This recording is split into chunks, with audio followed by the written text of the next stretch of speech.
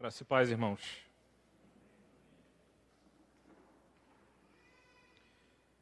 É uma alegria poder estar aqui na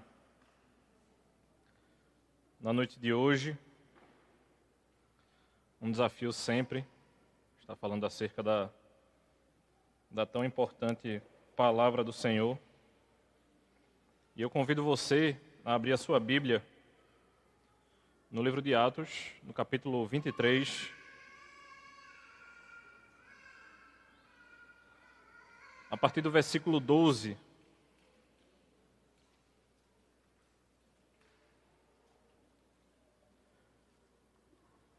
Atos capítulo 23, versículo 12.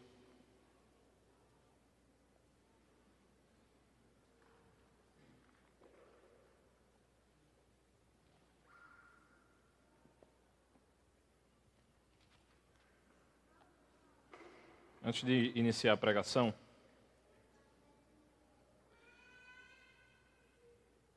vou colocar mais uma brasa na sua cabeça a respeito de missões. Um assunto tão importante para a gente.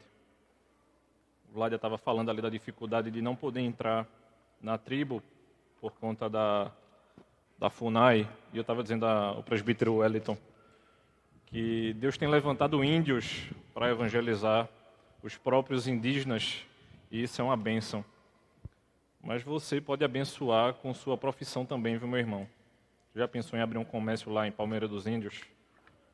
Eu não sei se você sabe, mas o reverendo Ronaldo Lidório, ele não tem a permissão de entrar nas tribos indígenas da Amazônia, não é porque ele é reverendo, não. É porque ele é doutor em antropologia. Porque se não fosse isso, ele não poderia entrar na tribo indígena. Então a gente não tem uma perseguição, né? Se eu conseguir abrir aqui o copo, a gente não tem uma perseguição escancarada no Brasil, mas a gente vê o reino de trevas se utilizando de outros meios para proibir o avanço da obra missionária, e a gente precisa não somente orar por esses irmãos, mas inclusive começar a interferir. Quer fazer um concurso, meu irmão? Faça um concurso para a FUNAI, por exemplo, para você começar a ser sal e luz lá dentro, como em outras áreas, como por exemplo o Ministério da Educação, que tem sido, isso aqui eu já perdi, viu? Vamos para o próximo. Que tem sido tão influenciado pelas ideologias. Então, isso é um desafio para que a gente ore e para que a gente esteja orando pelos missionários também e para que Deus nos direcione. É assim que muitos missionários têm entrado em países tão fechados, seja da África, seja da Ásia ou do Oriente Médio, através da sua profissão. Vindo para o texto agora.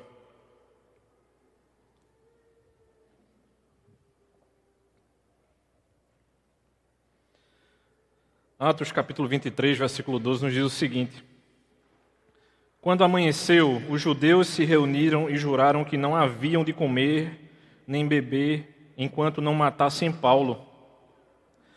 Eram mais de 40 os que se envolveram nessa conspiração. Então foram falar com os principais sacerdotes e os anciãos e disseram: Juramos, sob pena de maldição, não comer coisa alguma enquanto não matarmos Paulo. Por isso agora, juntamente com o Sinédrio, mandem um recado ao comandante para que ele o apresente a vocês, sob o pretexto de que desejam investigar mais acuradamente o caso dele, e nós, antes que ele chegue, estaremos prontos para matá-lo. Mas o filho da irmã de Paulo, tendo ouvido a respeito da trama, entrou na fortaleza e contou tudo a Paulo. Então este, chamando um dos centuriões, disse: Leve este rapaz ao comandante, porque tem algo a dizer. O centurião levou o rapaz ao comandante e disse: O prisioneiro Paulo me chamou e pediu que eu trouxesse à sua presença este rapaz, pois tem algo a dizer ao Senhor. O comandante pegou o rapaz pela mão e, levando-o para um lado, perguntou-lhe: O que você tem para me dizer? Ele respondeu: Os judeus decidiram pedir ao Senhor que amanhã apresente Paulo ao Sinédrio, sob o pretexto de que desejam fazer uma investigação mais acurada a respeito dele. Não se deixe persuadir, porque mais de 40 deles armaram uma emboscada, fizeram um pacto de, sob pena de maldição, não comer nem beber, enquanto não matarem Paulo. E agora estão prontos esperando que o Senhor prometa atender o pedido deles. Então o comandante despediu o rapaz, recomendando-lhe que não dissesse a ninguém ter-lhe trazido estas informações. Oremos, irmãos. Santo e eterno Deus, conduz os nossos corações, Senhor, a entender a Tua palavra, a não somente entendê-la, Pai, mas ajuda-nos também a aplicá-la dia após dia, Senhor. Nos ajuda a fazer a Tua vontade, Pai. Que nós sejamos guiados pelo Teu Espírito na noite de hoje, Senhor. Em nome de Cristo, Pai, que oramos. Amém. Eu não sei se você gosta de filme de suspense. Alguns de vocês podem até gostar, mas você já parou para pensar de que se a sua vida se tornar esse suspense, quantos gostam? E aí eu estava pensando que eu não sei se a criação dos filhos de vocês tem sido muito Nutella ou a minha foi raiz demais. Considere o seguinte, meu pai ligava lá para casa e ele trabalhava ali próximo à Conde da Boa Vista. Isso eu tinha uns 8, 9 anos. E ele dizia assim à menina que trabalhava lá em casa: Nil, coloca Rodrigo no ônibus que eu pego ele aqui na parada. Quantos de vocês fariam isso hoje com uma criança de 9 anos? A gente estava brincando ontem, voltando aqui da atividade da juventude.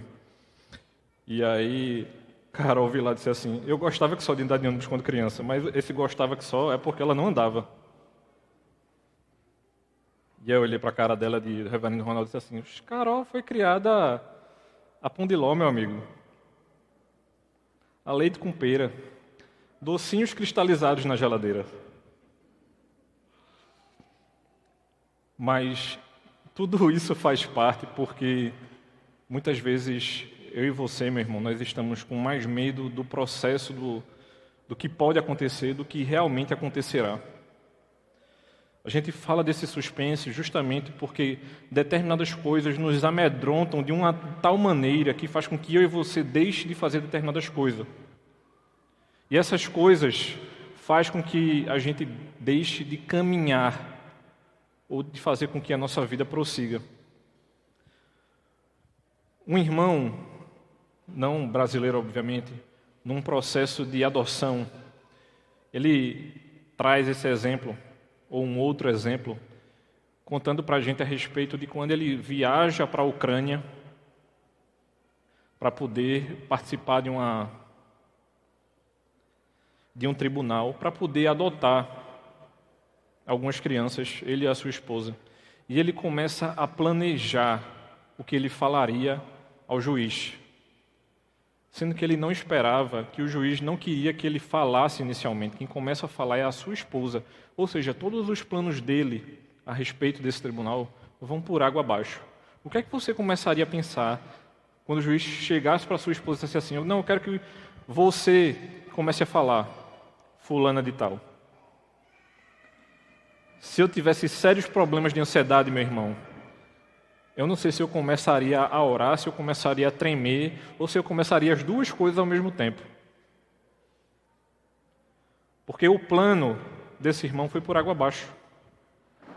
Então, sabendo do que estava em jogo, ele vê o juiz conversando com a sua esposa, ele vê o juiz conversando com as crianças, e ele vê que tudo dá certo.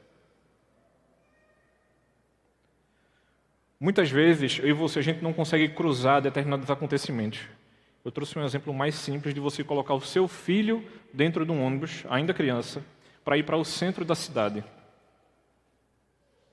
E aí eu não vou entrar nos meandros de a gente começar a conjecturar de que há 15, 20 anos atrás era mais tranquilo você colocar uma criança no ônibus.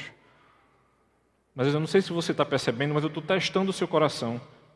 Ou você diante de um tribunal querendo adotar uma criança, ou quem sabe, por exemplo, você preso assim como Paulo estava. Como é que o seu coração reagiria? do seu sobrinho chegar e começar a informar de que estavam planejando, um grupo de terroristas estava planejando matar você. O cenário aqui é esse. Um grupo de terroristas tentando matar Paulo, servo do Senhor, proclamador do Evangelho de Cristo. E eu quero conversar com você, meu irmão e minha irmã, na noite de hoje, acerca de Deus está no controle mesmo quando passamos por provações. Paulo estava sendo testado mais uma vez e nós somos testados constantemente. Esses dois capítulos, tanto o capítulo 23 quanto o capítulo 24, ele vai ensinar a mim e a você a buscar primeiro o reino de Deus. Não era a vida de Paulo que estava em jogo aqui, mas era o avanço do Evangelho de Cristo. Se você procurar ao longo da história da igreja, a gente verá que muitos missionários perderam a sua vida. Mas o reino de Deus ainda assim continuou a crescer. A gente não sabe de muitos missionários, da vida de muitos deles. Mas o que nós sabemos é que no ano de 2020, igrejas crescem, o evangelho continua sendo proclamado, mas ainda assim, ele precisa continuar sendo proclamado. É como se eu e você, meu irmão, não pudesse fechar o olho para o que está acontecendo ao nosso redor. É como se muitas vezes nós nos fechássemos dentro da nossa bolha e começássemos a olhar para a igreja e pensar assim, rapaz, a igreja está cheia. Eu não preciso mais proclamar o Evangelho de Cristo, porque tem muita gente já aqui na igreja. E é justamente sobre esse pensamento errado que Paulo, sobre ataque terrorista, usado pelo reino, pelo próprio Deus, tendo o seu sobrinho sendo usado, nos mostra que as coisas acontecem conforme o que Deus espera. É interessante porque o reverendo John Stott, comentando esse texto, ele diz o seguinte: as chances de Paulo sobreviver aos ataques dos irados judeus e poderosos romanos se assemelham às de uma borboleta diante de um rolo compressor. Era mínima ou quase zero. Mas nós, detentores do livro de Atos, sabemos que não foi dessa vez que Paulo morreu ainda. Mas a gente sabe que nem sempre as coisas acontecem como a gente espera. Então, eu espero que fique muito claro na sua mente, meu irmão, na noite de hoje, duas coisas importantíssimas. A primeira coisa delas é a respeito da soberania de Deus. E a segunda é a respeito daqueles que são fiéis a este Deus. E, em primeiro lugar, eu quero que você pare e observe que Deus usa o sobrinho não identificado de Paulo. A gente não sabe o nome desse sobrinho, nem quantos sobrinhos ele tinha, nem quantos irmãos Paulo tinha. A gente sabe que Paulo tinha um sobrinho, filho de sua irmã, para frustrar uma conspiração. Quantas coisas acontecem para que o reino de Deus pare? E eu e você, meu irmão, não ficamos sabendo. Porque seja o nome de Deus, o nome do próprio Cristo e até do Espírito Santo. Eu não sei se você parou para perceber, mas neste capítulo, nesse trecho que nós lemos agora, ele não é mencionado hora nenhuma. É uma ausência notável, tão notável quanto o livro de Esté. Eu não sei se você sabe, mas não aparece o nome de Deus hora nenhuma no livro de Esté.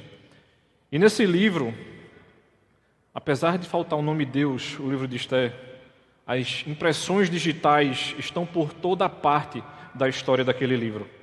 É como se chegassem para a gente e nos dissessem o seguinte: o mesmo Senhor que prometeu a Paulo que ele iria a Roma trabalhar por meio dessas pessoas e circunstâncias para cumprir a agenda do próprio Deus, às vezes faz com que eu e você pensemos que este Deus não está trabalhando pelo simples fato de nós não estamos vendo ações visíveis deste Deus. Será que eu e você precisamos ver Deus agir?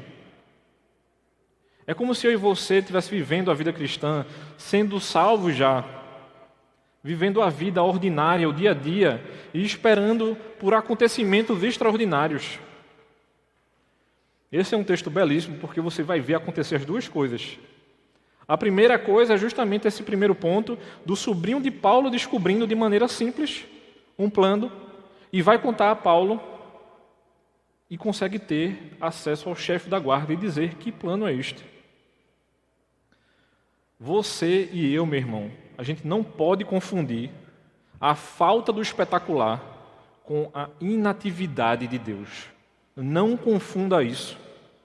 A mão silenciosa do Senhor e invisível sempre está trabalhando. Sempre. Não espere o sobrenatural. Porque Deus não nos prometeu o sobrenatural. A maior coisa sobrenatural que poderia acontecer é justamente a sua salvação. Então, no dia seguinte, Cristo tranquiliza o próprio Paulo. Assim como Cristo tranquiliza Paulo no capítulo 18, dizendo a ele que ele ainda assim continuaria sofrendo perseguição, mais uma vez, ele tranquiliza Paulo. Ele sabia o que aconteceria. Ele diz: Paulo, vai ter algum problema, mas eu espero que você fique tranquilo. Por quê? Porque o Sinédrio aparentemente estava cooperando com esses terroristas. E eles concordam com esse plano. E a gente vê o tempo passando e a reunião se aproximando. Mas, tanto para a justiça quanto para o Sinédrio, esses terroristas, e não eram poucos, imagina, 40 terroristas querendo pegar Paulo. Parece até que Paulo era um homem super poderoso e precisava desses 40 homens para que isso realmente acontecesse. Um plano tão maligno, irmãos, atrairia, por exemplo, Ananias, o sumo sacerdote que era tão conhecido por tal violência. Mas Deus frustra esse esquema. Deus usa um jovem para fazer isso. E eu falei da criança lá no início de propósito, porque um adolescente naquela época, ele era considerado tão sem respeito, possivelmente, quanto uma criança. Ou um jovem no início da sua juventude. A probabilidade desse responsável pela guarda de Paulo não receber esse menino era muito possível também. É tanto que ele recebe esse jovem, provavelmente, a partir daquilo que acontece na língua grega, segurando a mão dele. É do tipo assim: o que é que você tem para me dizer, meu filho? Era como se, por exemplo, Vinícius, filho do diácono Humberto, chegasse para falar alguma coisa para um oficial de alta patente, por exemplo. E o alto oficial segurasse a mão dele assim e disse assim: meu filho, o que é que você tem para me dizer? Qual seria a probabilidade desse alto oficial confiar na palavra de um adolescente? Poderia até ser um jovem no início da sua juventude. Vai, João, não manda teu primo não, vai no lugar dele que é melhor. Quem sabe? Então, ninguém ao certo sabia quantos anos esse menino tinha, mas em como ele recebe ele, muito possivelmente, quando a gente olha para o versículo 19, quando ele diz assim: o comandante pegou o rapaz pela mão e, levando-o para o lado, perguntou-lhe. Esse sobrinho anônimo se torna um advogado incrivelmente importante, alguém claramente criado para um tempo como este, assim como é relatado no livro de Esté. Esté não queria tomar a posição que Deus estava colocando no colo dela.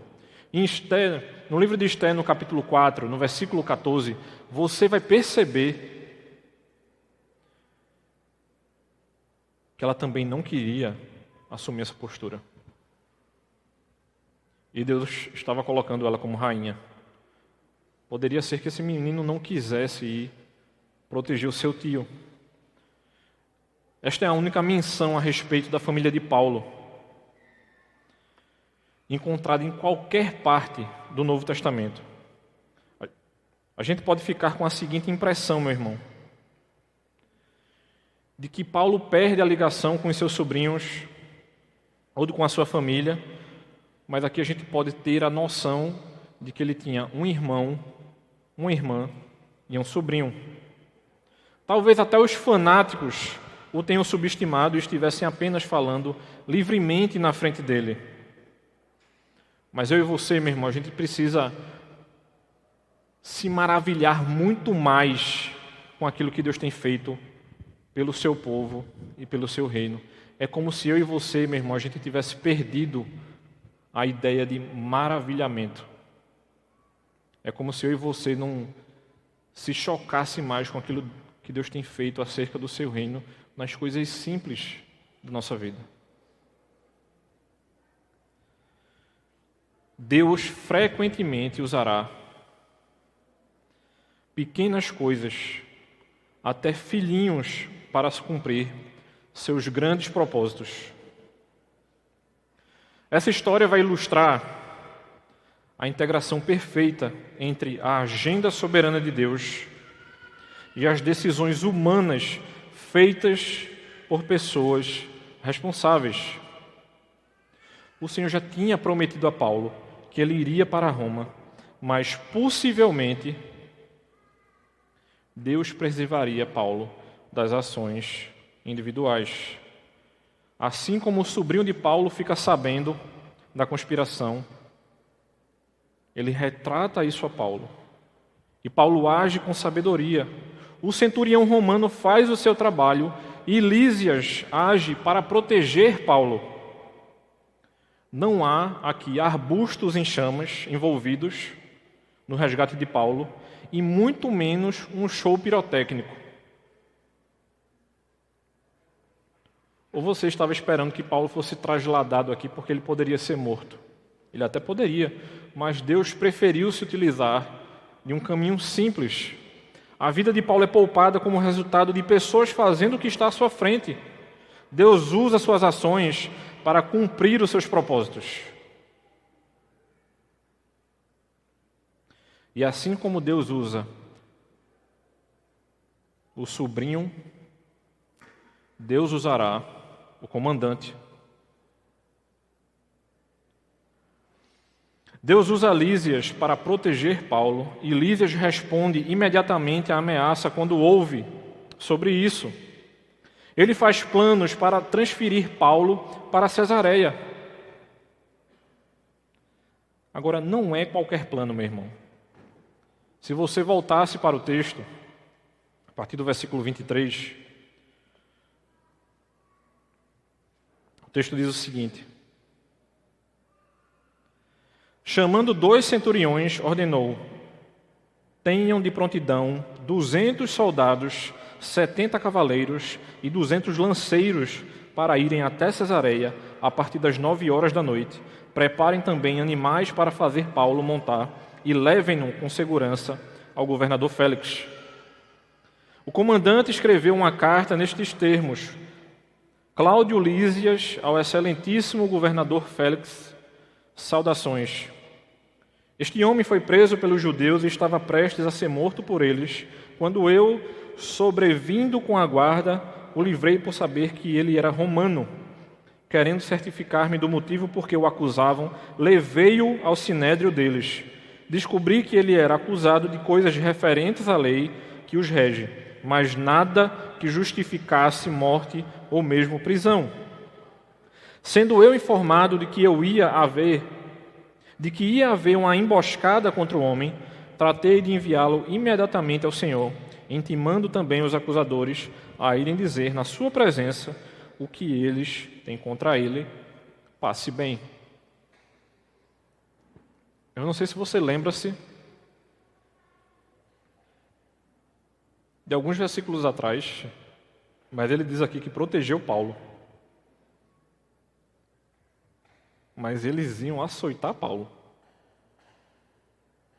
Ele não descobriu que Paulo era romano. Paulo teve que dizer a ele que ele era romano.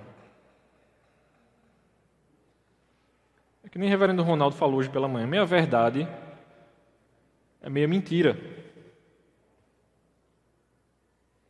E muitas vezes a gente se deixa levar por histórias como essas e as absorvem como verdade. Ele faz o plano para transferir Paulo. Aqui ele protege Paulo. Ele convoca o centurião para preparar 200 soldados da infantaria. E é um grupo muito grande. São 570 soldados. 200 soldados de infantaria, 70 soldados montados e 200 lanceiros. 470, na verdade, né? Essa é uma ação de lembrete de Deus, de que Ele pode usar até governos seculares para alcançar os seus propósitos. Na mesma história, meus irmãos, o sobrinho de Paulo e uma super guarda para tirar Paulo da cidade. Você já parou para conceber isso?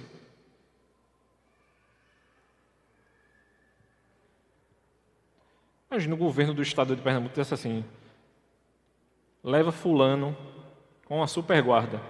Hoje seria muito mais fácil, porque a gente não precisaria de tantos homens.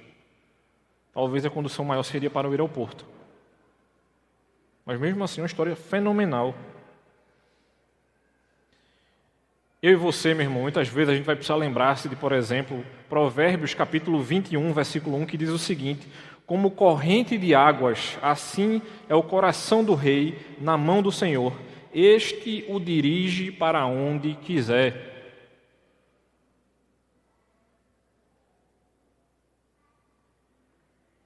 Eu não sei se você conseguiu lembrar-se, ou lembra-se, ou pôde assistir, ou cultuar ao Senhor semana passada conosco, mas o reverendo Ronaldo falou acerca das autoridades. Deus faz o que quer com esses homens, meus irmãos. E muitas vezes a gente está morrendo de medo deles. Como se Deus não fosse soberano. E como se nós não fôssemos servos fiéis a Ele. Ele transforma o coração de governantes e reis. E a fim de informar o governador a respeito da situação, Lísias escreve a ele. E aqui novamente a gente vê como o Senhor usou esse homem para proteger Paulo. Você tem noção de quem era Félix? Félix era um ex-escravo. Um ex-escravo que se torna governador, mas era um governador violento, licencioso e ineficaz da província da Judeia. Ele ascende a essa posição por conta do seu irmão Palas, que foi por vários anos o chefe do serviço civil imperial. E tem um detalhe importantíssimo. Ele se casa com 3 mulheres de nascimento real, e uma delas é Drúzila, filha de Herodes, Agripa I. Ascende por conta do seu irmão e se mantém por conta de quem ele casa. Então, ele seria chamado, e em sua carta, Lísias chama Félix de excelente. Mas muitos negariam qualquer excelência em Félix. Lísias também tenta se pintar como um soldado de primeira linha, por conta dessa história bonita que ele conta para Félix. O problema que o envolvia girava em torno da teologia e não da sociedade. Muitas vezes, meus irmãos, eu e você somos levados por problemas teológicos e assumimos como se fossem problemas sociais. Na verdade, o problema aqui é porque não justificava a morte ou a prisão de Paulo. Lucas, mais uma vez, tece esse tema em Atos. Cristãos não são violadores perigosos da lei. O que Lucas está querendo mostrar a mim e a você aqui, meu irmão, é que a desobediência civil é a última das opções.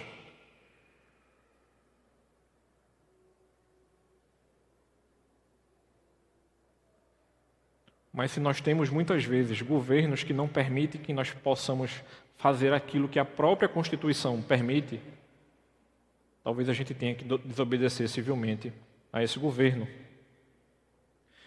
E esses eventos nos lembram justamente, como eu havia falado anteriormente, da experiência de Paulo em Corinto.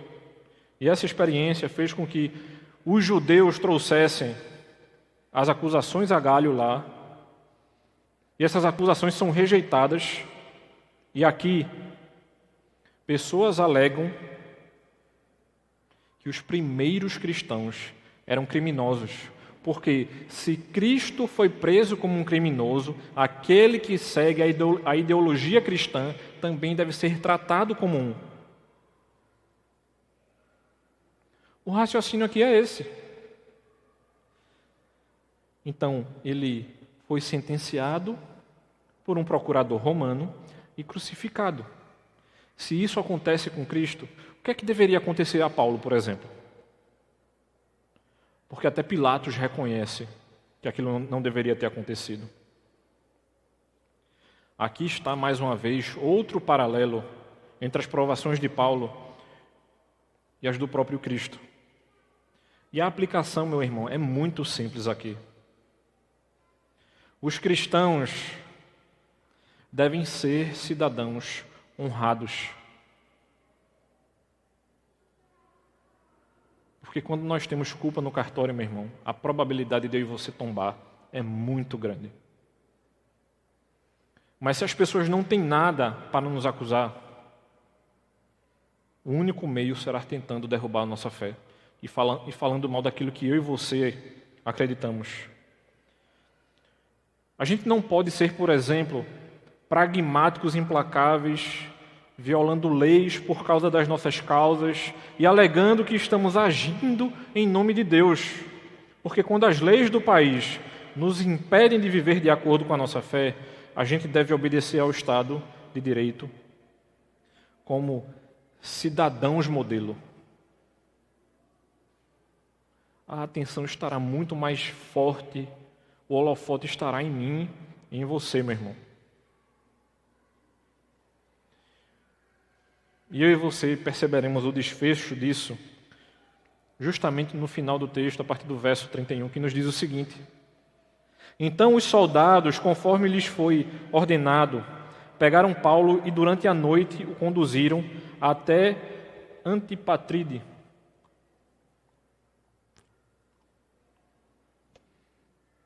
No dia seguinte, voltaram para a fortaleza, tendo deixado os cavaleiros encarregados de seguir viagem com ele.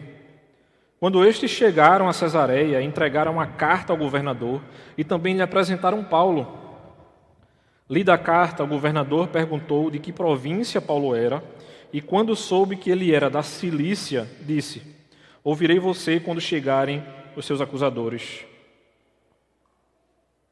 E mandou que ele ficasse preso no pretório de Herodes. Apesar de Paulo ser levado até essa cidade na manhã seguinte, e 400 soldados voltarem e ele seguir viagem apenas com 70, esses 70 cavaleiros que seguem viagem com Paulo, eles presumem que estavam movendo um prisioneiro. Mas, na verdade, o Senhor estava transportando o seu pregador com segurança. A grande diferença de Paulo para José, porque Paulo sabia para onde estava indo, José não fazia ideia. Na mente de José, ele era um preso que não sabia para onde estava indo, o que aconteceria com sua vida. Mas, na verdade, aqui com Paulo, a gente vai ter a real noção de que ele tinha consciência disso justamente porque o próprio Cristo tinha acalmado o coração dele no dia anterior.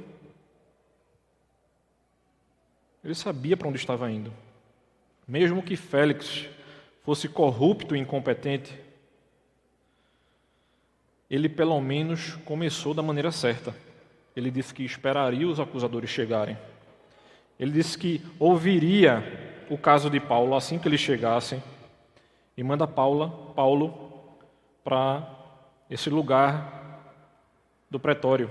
Então o sobrinho, apesar de frustrar o plano desses 40 terroristas, apesar de Lísias relatar o plano, os soldados transportam o prisioneiro e tudo isso ocorre segundo o governo soberano do nosso Deus, meu irmão. E a gente não pode perder de vista aquilo que Deus tem feito com a nossa vida. Às vezes, Deus entrega seus filhos pela simples palavra de um parente jovem. Às vezes, Ele precisa chamar a cavalaria e em todos os momentos Ele está no comando da história das nossas vidas. Deus tem um número infinito de opções para realizar a sua vontade em nossas vidas. Embora a nossa vida diária possa não parecer espetacular, podemos ter certeza de que Deus está envolvido nos assuntos do seu povo. Como Paulo diz lá em Filipenses capítulo 1, versículo 6, eu estou certo de que aquele que começou a boa obra em vocês não há de completá-la até o dia de Cristo Jesus. Nós precisamos confiar nele, mesmo em circunstâncias difíceis. A gente deveria agradecer muito mais a Deus por conta do seu cuidado e sua provisão.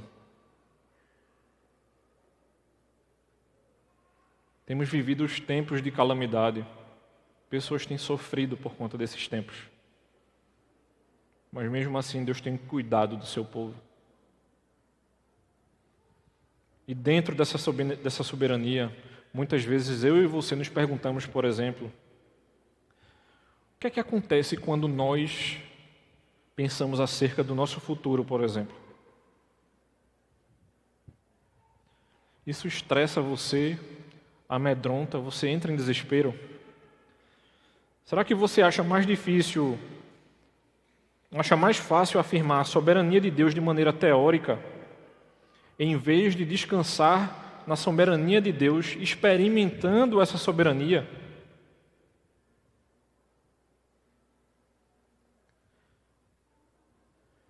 Isso não é para ser um tema difícil, meu irmão. Quando eu e você conseguimos verdadeiramente confiar em Deus. O abismo existe porque quem constrói a ponte é a nossa esperança em Cristo. A soberania teórica e a soberania vivida e experimentada. A coisa só vai fazer sentido quando eu e você começar a entregar as nossas vidas ao próprio Deus. Essa passagem mostra a mim e a você, meu irmão, de que a gente pode apoiar todo o peso das nossas preocupações em Deus, nosso Pai, que tem o mundo todo em suas mãos. Ele não tem simplesmente a nossa vida em suas mãos, muito menos a terra em suas mãos. Ele tem tudo aquilo que existe e que a gente não faz ideia debaixo das suas mãos. A gente precisa estar muito mais atento àquilo que Deus tem feito às nossas vidas, ter um coração muito mais agradecido e viver com muito mais confiança. E Deus muitas vezes colocará a nossa confiança à prova. Paulo poderia ter sucumbido aqui, mas isso não acontece. Não perca de perspectiva a sua vivência no reino de Cristo simplesmente porque você acha que não é Paulo. O fato de a gente perceber, entre aspas, que Deus usa pessoas mais do que Ele nos usa, não significa que eu e você não sejamos agentes do reino. Porque eu e você, meu irmão, nós somos parte do corpo de Cristo. E cada peça do corpo é importante para o reino. Mas a gente precisa confiar no nosso Deus. A gente precisa ter intimidade com esse Deus. A gente precisa conhecer a sua palavra. A gente precisa fugir dessa ideia da soberania como se fosse uma teoria distante. A gente precisa confiar em Deus, de que no dia que você precisar colocar o seu filho no ônibus, ele chegará no destino. E que se Deus permitir que aconteça alguma coisa, Deus ainda é soberano. A gente precisa confiar, meu irmão, de que se parte da sua família ainda não conheceu ao Senhor, continue orando por isso. Continue orando por aqueles irmãos que estão com um coração ávido por proclamar o Evangelho em locais tão difíceis como foi apresentado para a gente na noite de hoje. Esses irmãos precisam das nossas orações, mas eles também precisam da nossa presença. Ou você acha que a presença do sobrinho de Paulo não encheu o coração dele de esperança?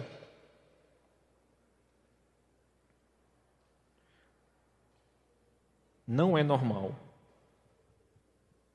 acontecer o que aconteceu com Paulo. Mas pode acontecer algo parecido conosco. A gente não sabe até quando nós teremos liberdade para proclamar o Evangelho de Cristo em nosso país.